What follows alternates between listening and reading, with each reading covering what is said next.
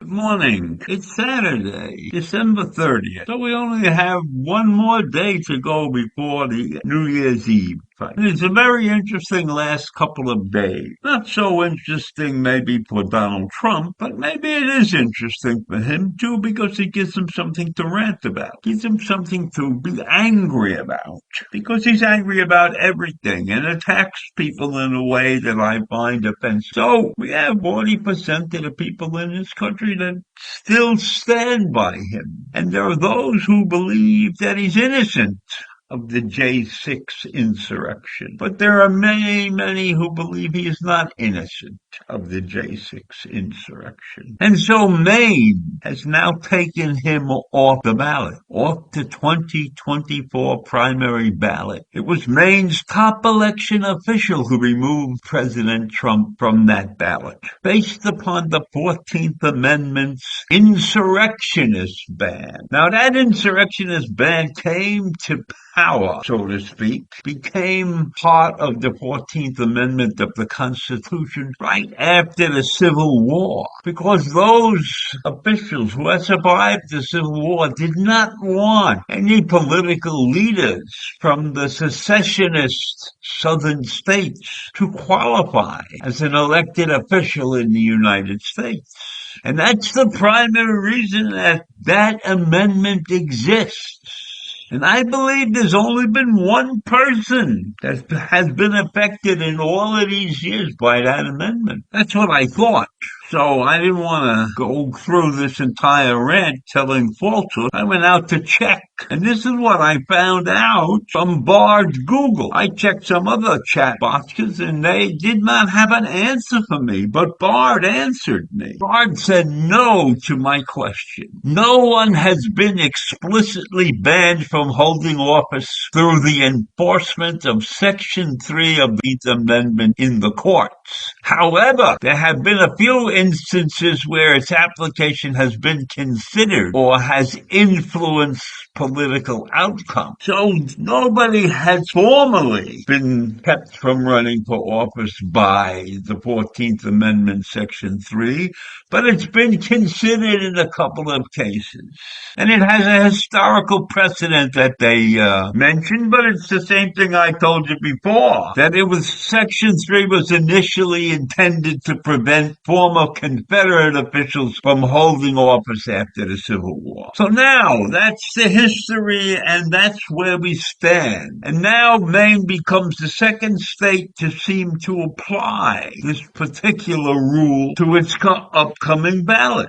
And of course, we know that Donald Trump is going to go to court over this. He's already planning to go to court over Colorado. So what's the difference? He'll now be in court in two different places, or one central place like the Supreme Court. They don't have to make a decision. So when we look at this situation right now, we must recognize that this is a significant victory for Trump's critics, who will keep on citing his actions on January 6, 2021, on the attack on the U.S. Capitol. And they say they're trying to enforce a constitutional provision that was designed to protect the country from anti-democratic insurrection. So these people have gone online, not really online, but in the public, they have made statements accusing Donald Trump of being an anti-democratic insurrection. And I agree with them. So the Secretary of State of Maine, Shenna Bellows, has said this decision has been made, but they're not taking any action yet because there will be a potential appeal to the state court.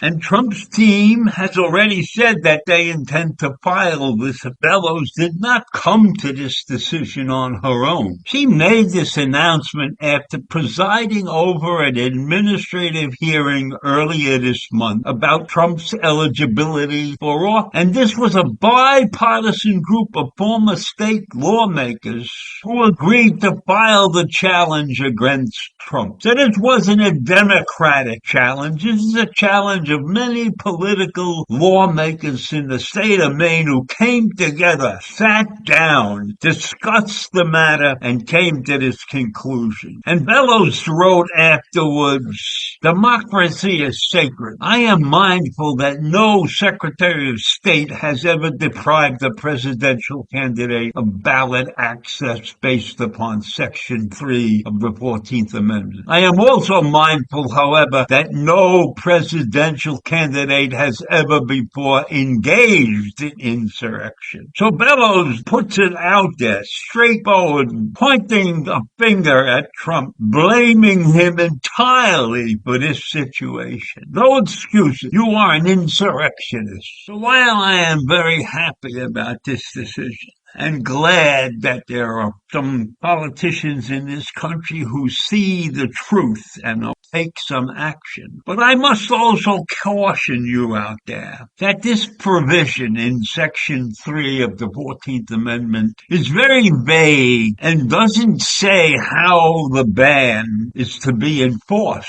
So it's a very tenuous legal situation that we are sitting on right now. And most legal experts believe that the Supreme Court will settle the issue for the entire country. But I am not sure that this Supreme Court will settle the issue the way I would be happy with settling the issue. I cannot believe in my heart, deep inside of my feelings, that this Supreme Court will say, yes, he violated the 14th Amendment. He was an insurrectionist. I'm not sure that this Supreme Court will come to that conclusion. I feel that they might even ignore the thing and say, this is not our problem. Let the states settle it themselves or something like that. Because when you look around, you see that Minnesota and Michigan had an attempt to do exactly what Colorado and Maine have done, but they backed off. They did not take those actions.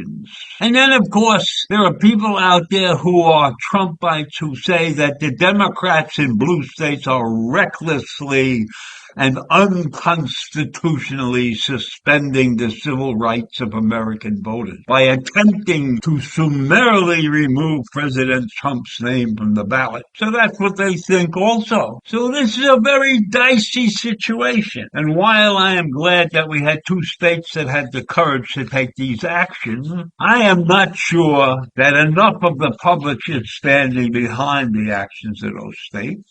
And I am not sure that the Supreme Court is going to come to the proper conclusion either. So while this is good news, it's only temporarily good news. So have a great day, and I'll see you in the morning. Bye.